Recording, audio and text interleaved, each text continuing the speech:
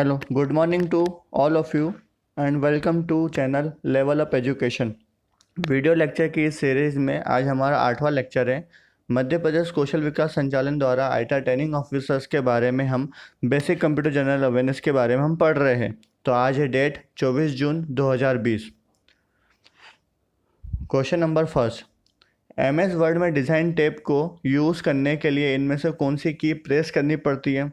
जब भी हम MS वर्ड में डिज़ाइन टैब की बात करते हैं तो उसके पहले हमें ऑप्शंस देखने हैं कि ऑप्शंस कौन कौन से हैं। फर्स्ट है Alt+H। तो Alt+H जो आपका यूज़ होता है वो है आपके लिए होम टैब के लिए।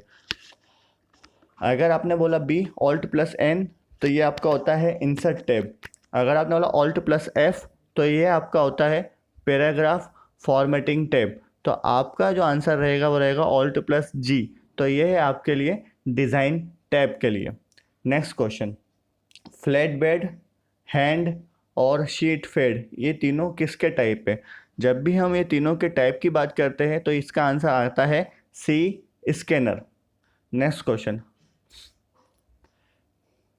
इनमें से कौन सी मेमोरी है जिसे आप समय समय पर रिफ्रेश करना पड़ता है। जब हमने कल एक क्वेश्चन पूछा था कि कौन सी मेमोरी है जिसमें से आपको समय समय पर रिफ्रेश नहीं करना पड़ता था, तो उसका आंसर था SRM और रोम। दैट इज़ हमने बोला था कि SRM और EEPROM और EEPROM उसके आंसर्स रहेंगे। तो इसका जो आंसर है क्वेश्चन का वो है आंसर B DRAM। DRAM एक ऐसी मेमोरी है जिसको आपको समय समय पर रिफ्रेश करना पड़ता है। नेक्स्ट क्वेश्चन, इनमें से शॉर्टकट की का उपयोग MS वर्ड में थिसॉरस को ओपन करने के लिए किया जाता है। जब भी शॉर्टकट की हम थिसॉरस को ओपन करने की बात करेंगे तो इसका आंसर रहेगा D Shift+F7। Next question, HVD एक यूज़र इंटरफेस है जो कि डाटा और एप्लीकेशन से कनेक्ट होता है, जो कि क्लाउड सर्विस प्रोवाइडर सर्वर पर स्टोर होता है। यह HVD में D क्या होता है। देखिए, जब भी हम HVD की बात करते हैं तो HVD एक कनेक्टेड एप्लीकेशन होता है और इंटरफेस होता है जो कि कनेक्ट करता है एप्लीकेशन और डाटा स्टोर क्लाउड प्रोवाइडर को। अगर हमें बोले कि रादर देन यूज़र्स कंप्यूटर और कॉर्पोरेट नेटवर्क की बात करता है, HVD का फुल फॉर्म होता है होस्टेड वर्चुअल डेस्कटॉप। तो यहाँ पे जो D का मतलब है उसका मतलब है आंसर नंबर B डेस्कटॉप, और HVD sometimes referred to as cloud hosted virtual desktop. Next question, DBS में से इन सब की में कौन सी अल्टरनेट नहीं हुए। हमने बोला DBS में इन सब की में से कौन सी की अल्टरनेट नहीं है, तो इसका आंसर रहेगा B प्राइमरी की। नेक्स्ट क्वेश्चन, इनमें से किस जनरेशन का उदाहरण है PDP-11। अब हमें पहले पता होना चाहिए कि PDP का फुल फॉर्म होता क्या है। तो PDP हमारा एक तरह का प्रोसेस्ड और हम बोल सकते हैं प्रोग्राम्ड डाटा प्रोसेसर होता है। PDP का फुल फॉर्म होता है programmed data processor. PDP 16 big mini computer sold by digital equipment corporation from 1970 to 1990। ठीक है, अब PDP का जो आर्किटेक्चर है वो ISA पे बेस्ड है। ISA का फुल फॉर्म होता है इंस्ट्रक्शन सेट आर्किटेक्चर, और ये बनाया था डिजिटल इक्विपमेंट कॉरपोरेशन ने।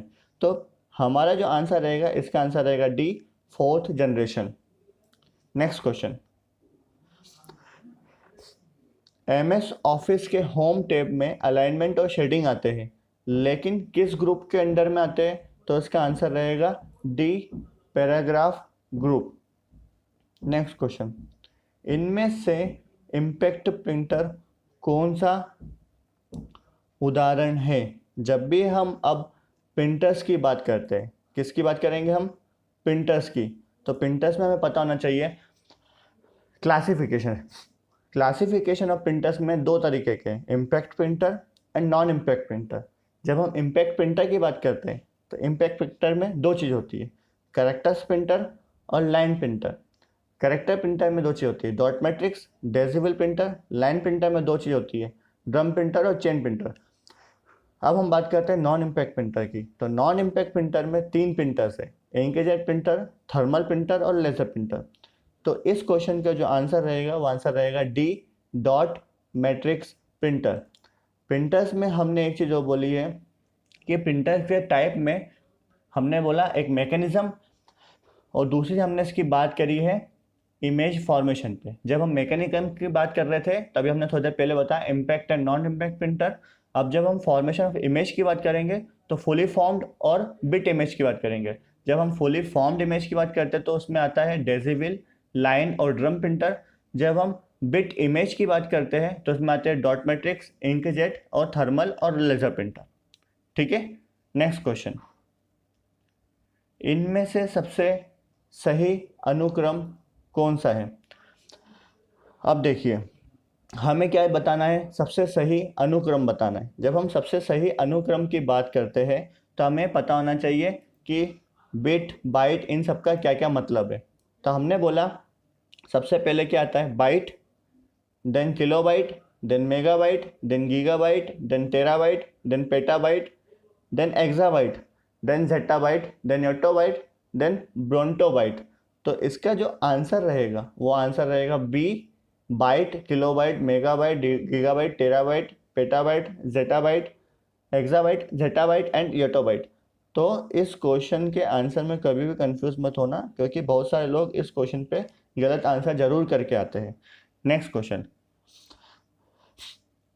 इनमें से वो कौन सी रोम चिप है जिसमें जो डाटा रहता है उसे हम बहुत आसानी से मॉडिफाई कर सकते हैं? तो इसका जो आंसर रहेगा वो आंसर रहेगा सी, ई ई प्रोम। नेक्स्ट क्वेश्चन, इनमें से कौन सी सबसे पहली रिकॉग्नाइजेबल साइट थी? तो जब भी हम बात करते हैं सबसे पहली रिकॉग्नाइजेबल साइट तो हम लोगों को लगता है कि फेसबुक और अदर एप्लीकेशन जितनी भी है या अदर साइट्स है वो हमें सबसे पहले लगता है, लेकिन सबसे पहली जो रिकॉग्नाइजेबल साइट थी उसका आंसर है बी, 6 डिग्री। 6 डिग्री के फाउंडर थे एंड्रयू रेनरिच, और ये बनी थी 1997 में, जहाँ पे अराउंड 735 लाख रजिस्टर्ड यूजर्स हैं। It was sold by youth dream media network इन 1919, और इसकी जो कॉस्ट थी वो थी $125 million. Next question, MS window में 10 में अगर ओपन ऐप के बीच में स्विच करना है तो कौन सा विंडो लोगो यूज किया जाएगा? तो इसका आंसर रहेगा +D, that is B. Next question, Google Chrome का जो लेटेस्ट वर्जन है उसमें कौन सा एक्शन परफॉर्म होगा अगर हम उसमें Ctrl+9 की प्रेस करते हैं? जब भी हम गूगल क्रोम के जो लेटेस्ट वर्जन की बात करते हैं उस गूगल क्रोम में लेटेस्ट वर्जन में जब भी हम Ctrl+9 प्रेस करेंगे, Ctrl+9 जैसे ही प्रेस करते हैं तो इसका जो आंसर रहेगा वो आंसर आपका रहेगा सी, लास्ट टैब में स्विच हो जाएंगे। नेक्स्ट क्वेश्चन, इनमें से कौन सा एक एंटीवायरस सॉफ्टवेयर नहीं है? इसमें से कौन सा एंटीवायरस सॉफ्टवेयर नहीं है? तो इसके हमें 4 ऑप्शन देखने पड़ेंगे: Avira, silence, Viber and Norton security. Avira और नॉर्टन सिक्योरिटी के बारे में सब लोग जानते हैं कि एक एंटीवायरस सॉफ्टवेयर है, लेकिन जब हम साइलेंस और वाइबर्स के बारे में हमें ध्यान आता है तो हमें पता नहीं है। लेकिन यहाँ पे साइलेंस जो है एक तरह का एंटीवायरस सॉफ्टवेयर है, तो इसका आंसर रहेगा सी, वाइबर। वाइबर क्या है? वाइबर एक कॉलिंग एंड मैसेजिंग ऐप है जो कि कनेक्ट करती है people no what matter, who they are and where they are from, with a free and secure connection. Over 1 million users worldwide communicate with their loved ones through high quality audio and video calls messaging. So इसका answer है सी, Viber. Next question, इनमें से कौन सा सबसे पहला search engine use किया गया था? अब जब हम पहले सर्च इंजन की बात करते हैं तो हमें पता है याहू, गूगल, एक्साइट, ये सब सर्च इंजन है। तो इसका आंसर रहेगा डी, आर्ची। जो फर्स्ट सर्च इंजन था वो 1990 में बनाया था। अब इसमें पता होना चाहिए कि ये सर्च इंजन बनाया किसने था, तो इसका नाम है एलन एमटेक। ये एक स्टूडेंट है मैकगिल यूनिवर्सिटी के मॉन्ट्रियल के, ठीक है। और इसी को हमने बोला था, जो ओरिजिनल नाम था इसका आर्चीव्स, HARCHIVES। तो इसका आंसर है D, Archie. Next question, Kimball tag क्या है? तो इसका आंसर रहेगा डी, एड्रेस लेवल। किम्बल टेक एक आपका एड्रेस लेवल है। नेक्स्ट क्वेश्चन, एक नॉर्मल कंपाइलर सोर्स कोड को इनपुट की तरह लेता है और उस सोर्स कोड को किस फॉर्म में आउटपुट में प्रोड्यूस करता है। जब भी हम एक क्वेश्चन में बात करते हैं, हमने बोला एक कंपाइलर है हमारे पास। अब हमारे पास कंपाइलर, हमने बोला कंप्यूटर, कंप्यूटर क्या कर रहा है, हाई लेवल लैंग्वेज को मशीन लैंग्वेज में कन्वर्ट कर रहा है। अब हमने बोला है हाई लेवल लैंग्वेज, तो हमने बोला सोर्स कोड, तो कंपाइलर के पास क्या सोर्स कोड इनपुट की तरह लिया। अब उसको आउटपुट की तरह कैसे प्रोड्यूस करेगा, तो जब आउटपुट की तरह प्रोड्यूस करता है तो हम कंप्यूटर में बोलते हैं मशीन लैंग्वेज, उसी को हम बोलते हैं ऑब्जेक्ट कोड। तो इसका आंसर जो रहेगा वो रहेगा B, object code.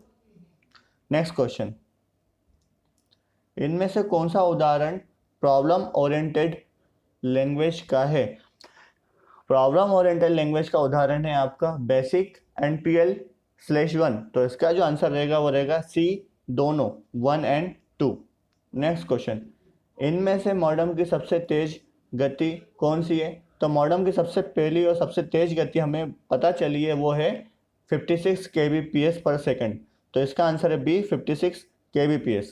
Next question, इन डाटा हायरार्की को असेंडिंग ऑर्डर में आपको जमाना है या बढ़ते क्रम में लगाना है।